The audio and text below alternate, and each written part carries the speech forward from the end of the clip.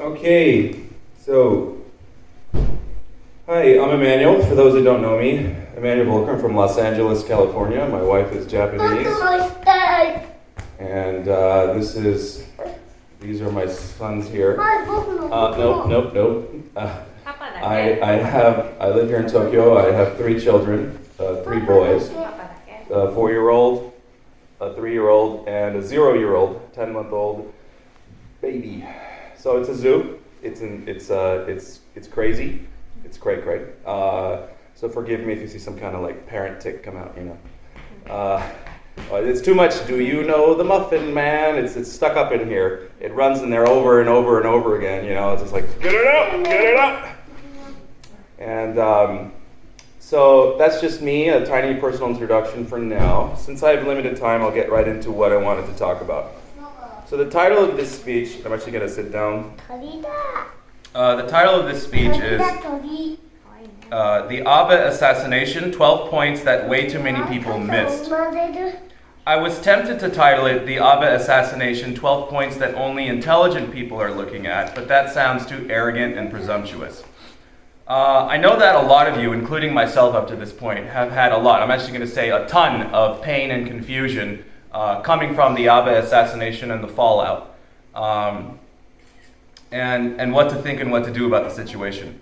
Is this the time to leave the church? Is it time to defend it? Or is it time to just remain confused and in pain? If you'll allow me, and I know this is a heavy topic, so forgive me, I'd like to share my perspective on the whole matter. I'm going to talk about this because this topic is an elephant in the room, and most hesitate to bring it up. But if we don't bring it up hard and clean and honestly, the very act of coming to church will have an awkward sting of embarrassment and confusion attached to it, which is actually unfair and unnecessary, as you may see once the speech is given. I just want to preface everything by saying that I'm not a church leader. I never was. I'm just a church member with a perspective that I want to share. So here's the 12 points for you to consider. Are you ready?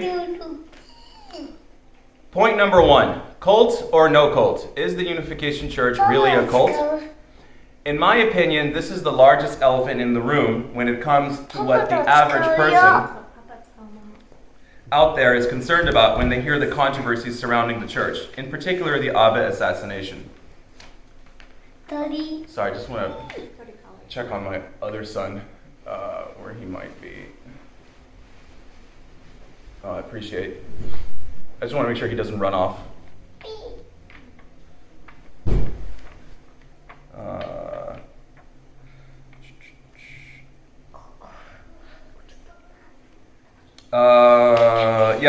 So I spent hours, even days, trying to research what the true definition of a cult is. We're going to go with Merriam-Webster, which is not only one of, if not the most respected sources available, but also because it had the most comprehensive and extensive definition of the word cult when compared to other sources like Oxford Dictionary or Cambridge Dictionary, which had very broad and generic definitions, many of which would actually classify major world religions as cults.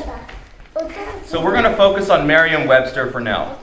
Also, believe it or not, we're also going to look at Wikipedia's definition of the word cult. This is because I would argue that Wikipedia can be considered the people's encyclopedia since it has been praised for democratizing knowledge. And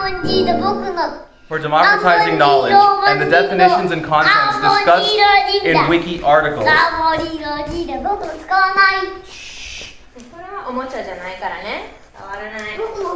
And the definitions and contents discussed in Wiki articles may potentially reflect. It's probably better if I make it a little louder. Do you think? If we make the mic a little louder? Maybe. I don't think it goes any. It goes any louder? Sorry, my kids. They're cute, but they don't know what's going on.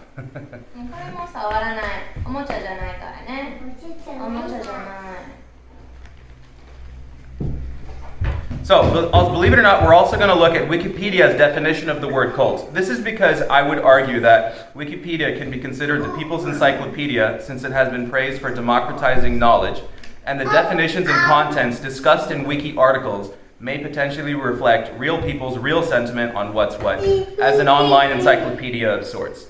Anyways, the conclusion I came to from studying the various sources defining the word cult was that A, there are some technical parameters within some of the definitions that do provide a framework for potentially classifying a group as a cult. But B, most important of all, and more consistent and relevant throughout the definitions from various sources, was the fundamental idea that classifying or not classifying a religion as a cult is extremely subjective. So let's look at Wikipedia first. Wikipedia defines a cult as, a cult is a group which is typically led by a charismatic and self-appointed leader. I can cite examples such as Jim Jones or Charles Manson, who tightly controls its members, requiring unwavering devotion to a set of beliefs and practices which are considered deviant. It is in most contexts a pejorative or negative or derogatory term, also used for a new religious movement or other social group which is defined by its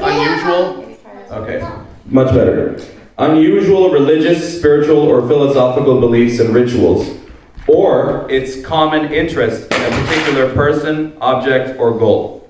This sense of the term is weakly defined, having divergent definitions both in popular culture and academia, and has been an ongoing source of contention among scholars across several fields of study. So that's Wikipedia. According to Merriam-Webster, a cult is a religion regarded as unorthodox or spurious. Now raise your hands if you knew what the word spurious means. Neither did I. I should be ashamed, and I consider myself cultured enough such that I should have known the meaning of the word. But spurious, and guess which dictionary I used? Merriam-Webster, to look it up. Spurious means outwardly similar or corresponding to something without having its genuine qualities, or false, of a falsified or erroneously attributed origin, like forged, like a forged document. And the second part of the meaning of the word spurious is of a deceitful nature or quality. So the definition of the word cult in Merriam-Webster continues. That's just the first portion, the first part of the definition. The definition continues. Cult can also be like it's the body of adherents, such as the membership, like a voodoo cult or a satanic cult, and the people in the group. Number three, the third part of the definition of the word cult, a system of religious beliefs and rituals, which in my opinion is very generic, and by which major world religions would fall under. So I don't know about that part. But number four, part four of the definition of the word cult in Merriam-Webster is formal religious veneration. And part five in Merriam-Webster is a system for the cure of disease based on dogma set forth by its promulgator. And a promulgator is a person who specifically makes something public by proclamation, declaration, or published material.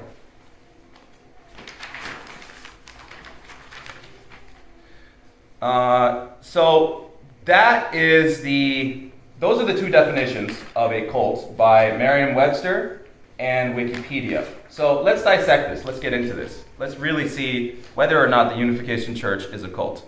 So the first part in Wikipedia, we're going back to Wikipedia now. A cult is a group which is typically led by a charismatic and self-appointed leader. Now, was Sun Myung Moon a charismatic and self-appointed leader? Absolutely. Heck yeah. But so was Jesus Christ. So was Muhammad.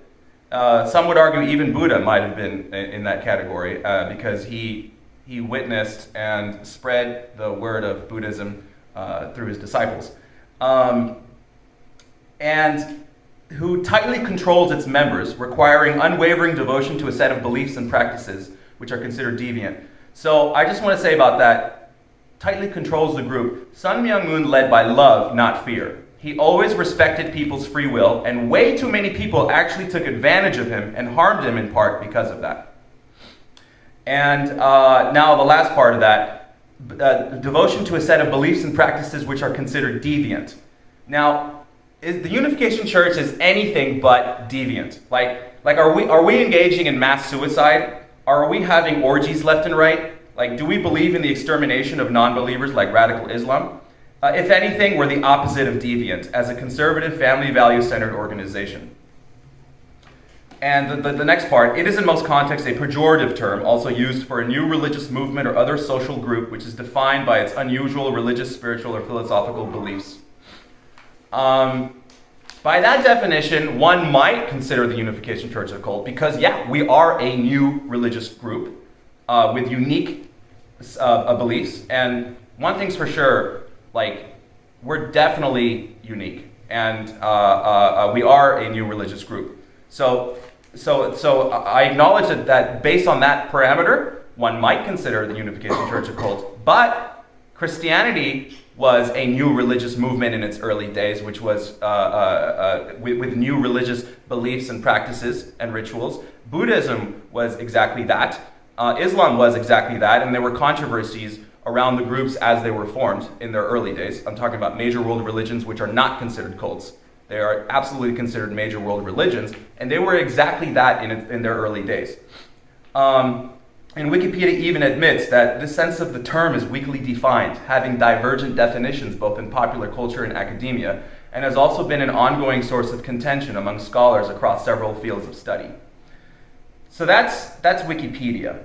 Now those are my thoughts on the Wikipedia's definition of the word cult. Now, Merriam-Webster, according to Merriam-Webster, a cult is a religion regarded as unorthodox or spurious. So, in terms of spurious, are we trying to trick anyone? Are we trying to deceive someone? After all, the meaning of the word spurious can be of a deceitful nature or quality. And even before that, the other part of the meaning of the word spurious is of a false or falsified version, a fake version of something else. We are not a fake version of Christianity.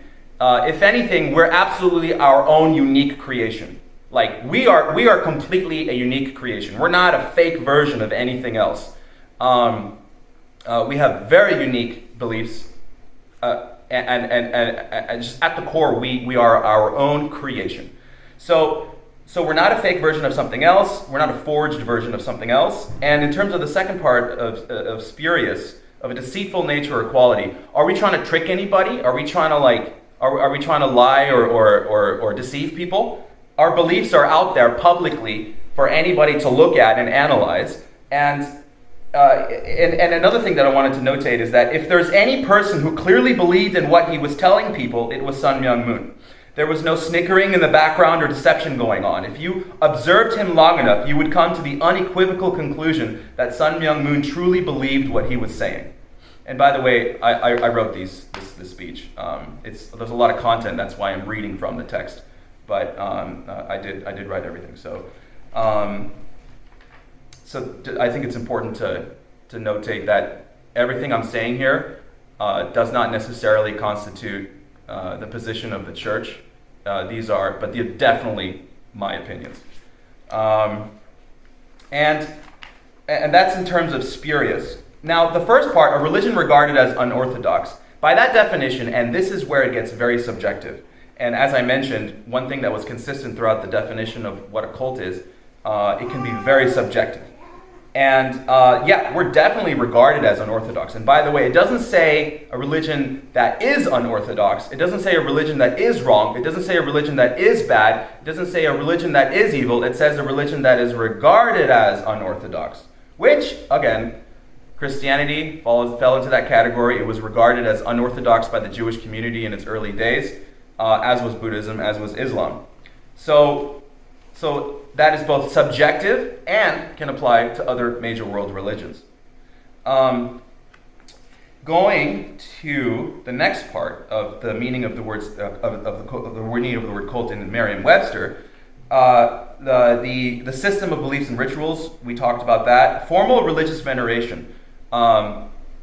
Buddhists venerate Buddha, Muslims venerate Muhammad and Allah, and of course, Christians venerate Jesus Christ.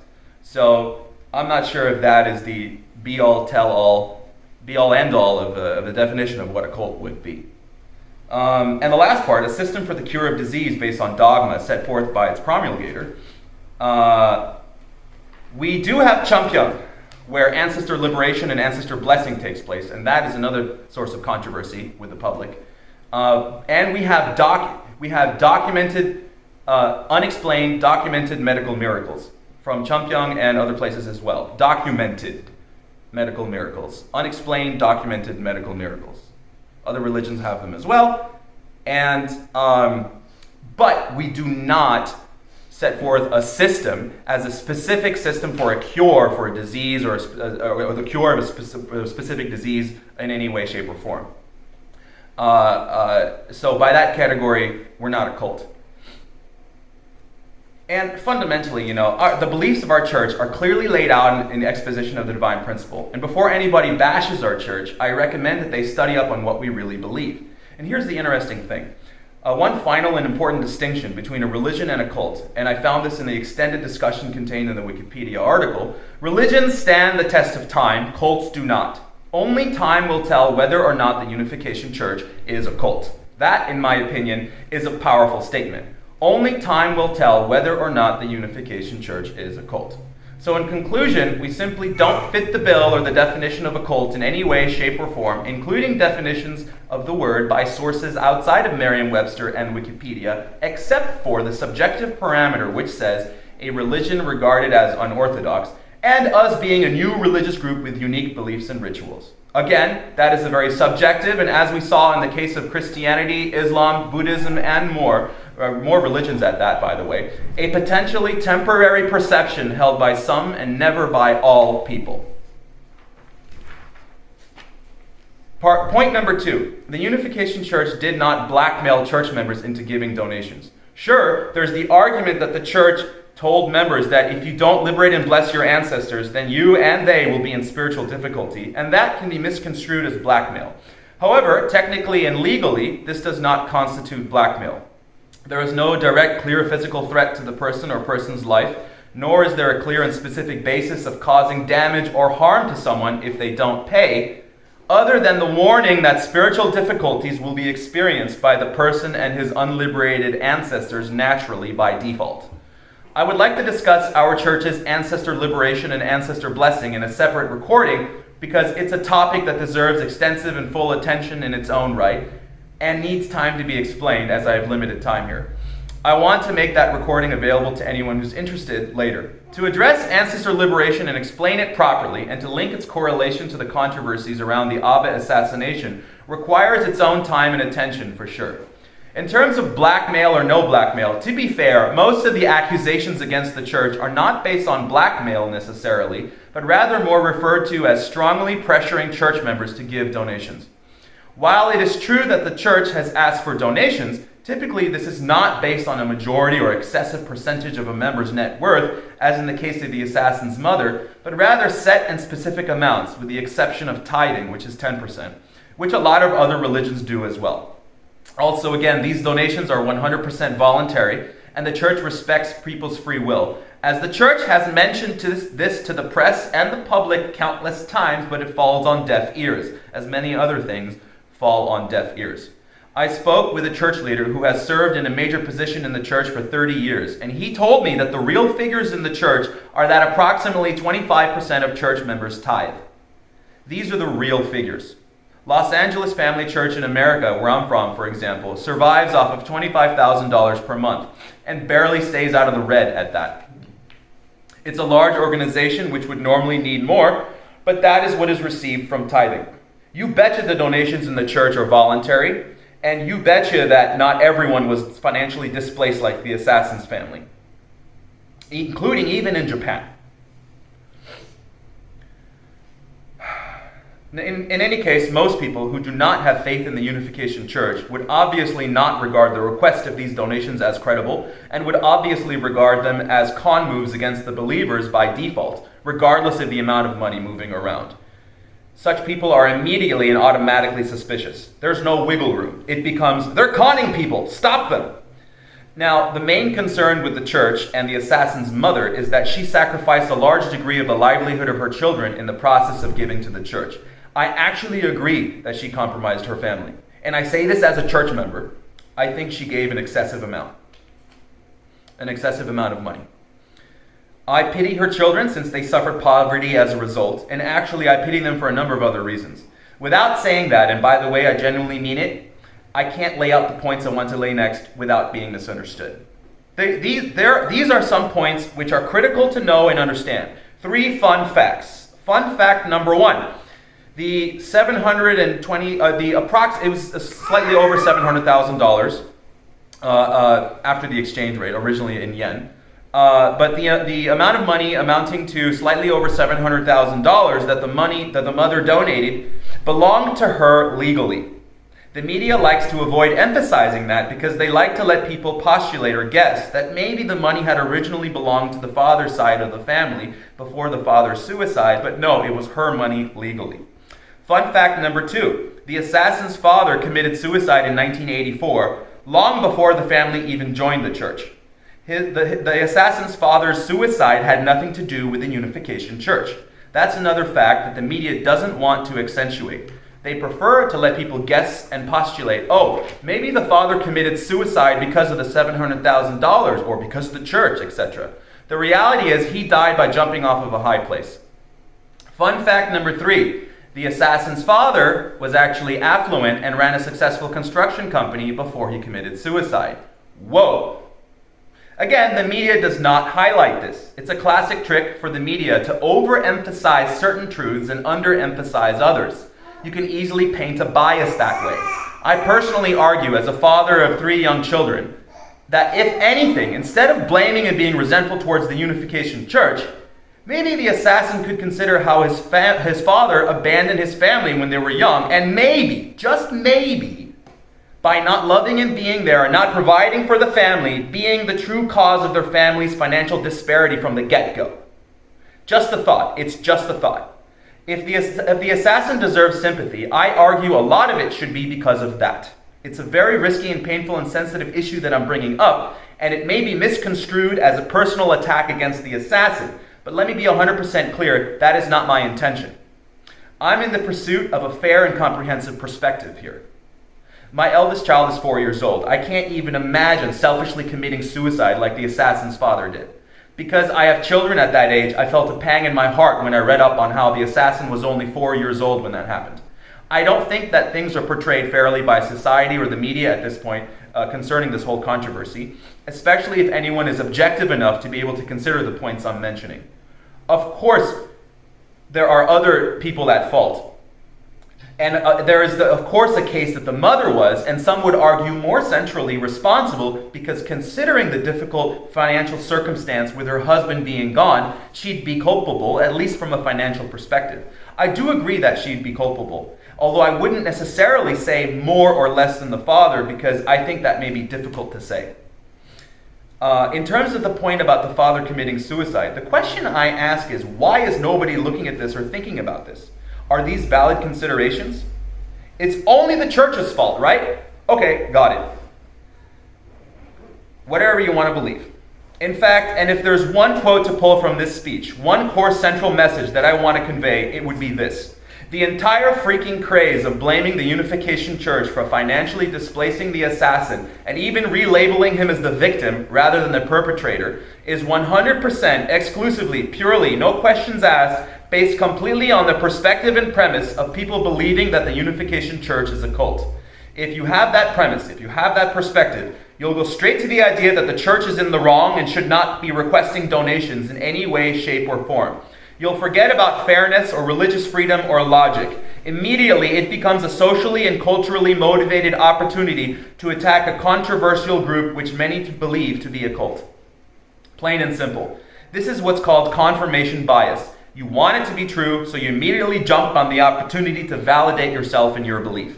To finish my point on the fact that the Unification Church did not blackmail members into giving donations, I want to give an example of a religious organization that definitely has been caught and exposed, both verbally and legally, of actual blackmail and actually threatening its members, the Church of Scientology.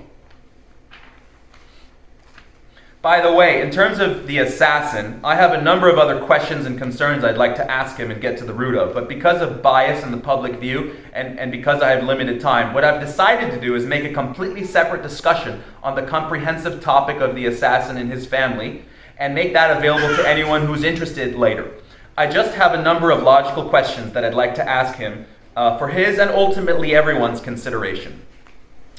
Point number 3, theism versus atheism. Japan is notorious for being secular and anti-religious. There is also the atheist position against all religion, including by default the Unification Church, as another elephant in the room. There are more than one elephants in the room, and this one isn't the largest, in my opinion, but it's a big one and needs to be addressed. The atheist naturally and arrogantly says to everyone, as if he is the standard bearer of what's what in our universe, "Hey, you idiots, all religions are garbage. Of course the Unification Church is also a bunch of garbage."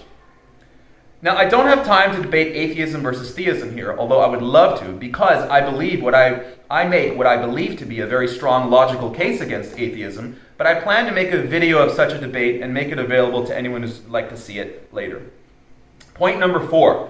No Western, or shall I say legally logical government or court of any Western country, or pretty much any other country, except for the likes of North Korea, and I do stand-up comedy, and I just want to clarify though that this whole thing is not a joke. It's a very serious topic. I feel like I just have to clarify that. But I have a joke about North Korea that maybe later. Back to the topic.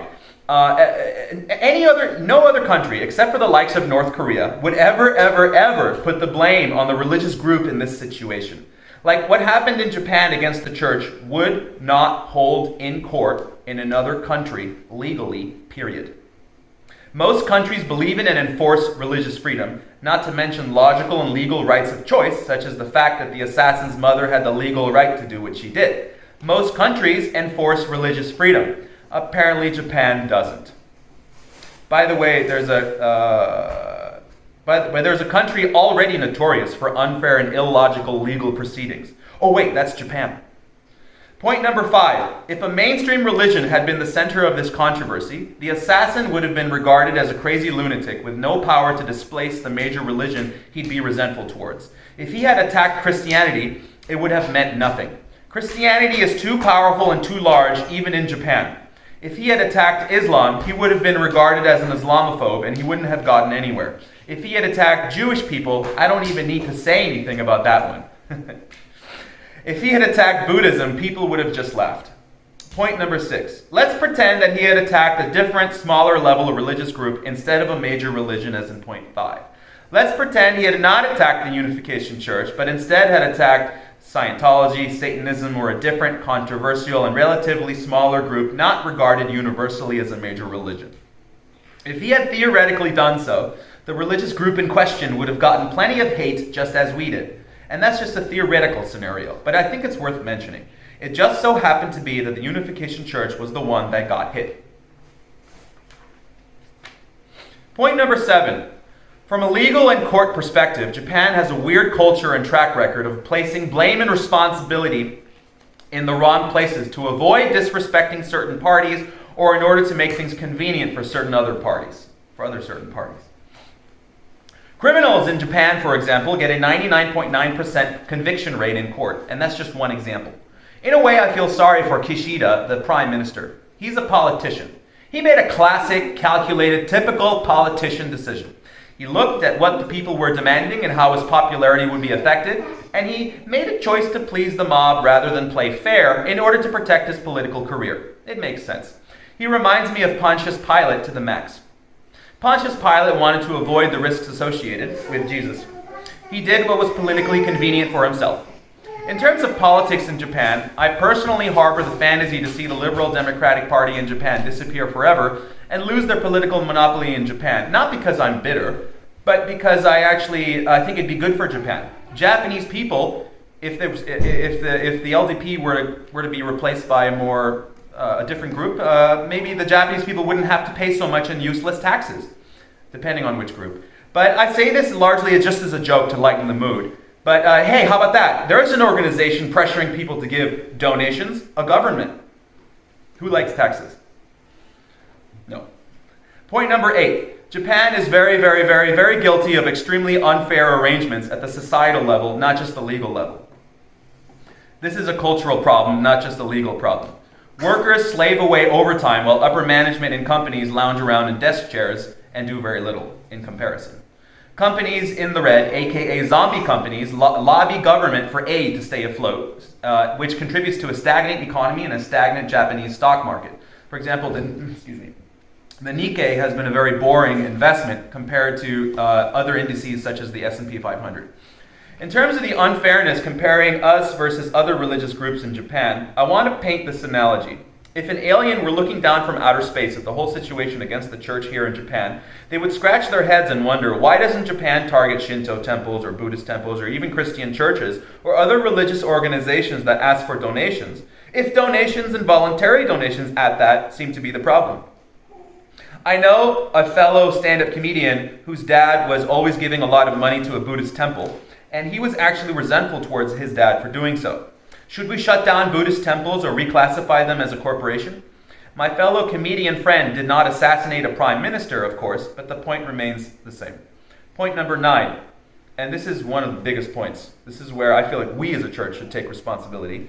I feel that Satan cannot strike without a condition. In my opinion, we were the ones who screwed up in 2 major areas. Number 1, we allowed some corrupt church leaders, in particular Korean church leaders, to siphon money from Japanese church members.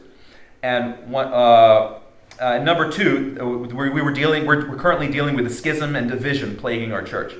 If we didn't have those problems, I don't think the assassination would have panned out or been allowed. I think that, in large part, we're at fault. In my opinion, this is a chance to look at our own failings and ourselves. I really believe that Satan can't act without a condition. And I believe that we screwed up in various areas and we can take responsibility. And by the way, in terms of corrupt church leaders siphoning money, the Catholic Church has this problem with corrupt priests. It's just a major problem when a religious group gets large enough, certain undesirable people inevitably show up, and we're no exception. So, by the way, also Protestant megachurches have this problem with all the scandals with megachurch pastors, and the list goes on. But I think that we got to divide the sheep from the goats in our leadership, among many other things. So this is an important point. This is where we should take responsibility, and it's a great chance to. And actually, it was the church leader that I spoke to. He was the one that was bringing this point up, and I thought it was like huge. I thought it was a huge revelation to me. Like, wow, like let's take responsibility. Man up. And I think it's important for the world to see that we have that attitude and mindset. Point number 10. Abe had the right to support a religious organization of his choice. Plenty, if not each and every other world leader, has supported various religious organizations. Plenty have even supported various Christian churches, and world leaders have supported many other religions. Former President Obama supported various Christian churches, although in his case for political reasons, many would argue. But pretty much every president of the United States has done so, for that matter. Some of them even support our church. Former American President Trump, other former presidents and vice presidents, and former presidents of various other countries. Former American Speaker of the House Newt Gingrich has even spoken in support of our church regarding the situation in Japan, emphatically. So stop persecuting Abe, an assassinated man, the poor guy, for having exercised his right just like any other world leader and any other human for that matter. Point number 11. The assassin's mother had the right and responsibility to donate to a religious group of her choice. If the Unification Church is really a scam, then a quote would come to mind. And I don't believe it's a scam at all. But if it were, then this quote comes to mind. A fool and his money are soon parted. If the Unification Church is not a scam, and I personally believe it not to be, then the money given to the church by members is not wasted. But if it is a scam, it's the responsibility, in part, of the person giving the money to consider whether or not they're being, how much they're giving and what they're giving to. Either way, legit or scam, it was her right, her responsibility, and her choice. So was it really all the church's fault, is my point. Point number 12. This got blown up so big because it was the prime minister who got assassinated, not a smaller level person, and the longest serving prime minister at that. Otherwise, this would have been ignored and the assassin would have been seen as a deranged and resentful loser who blames others for his financial situation. And I have a lot to say about that, but later, as I mentioned, I'll say it later. And a murderer. May I remind you that he is a murderer. Like, someone died. Like, someone's family lost a loved one. As in, like, murder. Everyone often forgets that because it was the prime minister, and this is all a public matter, but that doesn't change the fact that it was murder. Murder is a crime. There are some who say that the assassin should be released because they think he is the victim. That's not happening. So those were the 12 points, and these are my closing remarks. At the end of the day, why am I still here in this church? The answer is that I'm happy here. I love this church. If you talk about perspectives on why anyone would consider this church from a fundamental, spiritual, philosophical, and theological perspective, I say read the divine principle, our central teaching. Actually read up on and understand what we believe before you judge us. See for yourselves why even non-church members vouch for the divine principle, which is surprisingly logical and scientific. People blindly attacking our church are following along with what I believe to be a mindless mob, like an angry zombie army with its head chopped off. The church bad, church wrong, attack church, cult. I say to them, think for yourselves and be objective. I say, see both sides, and I say, know somebody well before you judge them. Are these not valid and logical considerations? We are all about good family values and principles. That's another point. Number 3, we have hosted and launched more interfaith gatherings than anybody else. We're the kings of interfaith gatherings and interreligious harmony and cooperation, even if we may or may not be considered part of an established religion. Number 4, I believe that we are the absolute pioneers of God's providence and heaven's history, the completion of creation and the culmination of the core and the crux of history, and the seekers of the absolute. We are it. We're not a religion. We're the central and providential movement of all time. I could go on and on, but the only way for someone to truly know us is for them to see us for themselves. You know what though? Forget all the positive points that I listed, which are somewhat subjective, or very subjective, depending on your perspective, or even the plenty of other good points that I didn't list. Like, forget them completely. Once again, the real core and the real reason why I'm still a church member and why I'm still here is because I'm genuinely happy here. This is where the love is. This isn't a church, it's a family. This is where the highest culmination of the central purpose of humanity lies.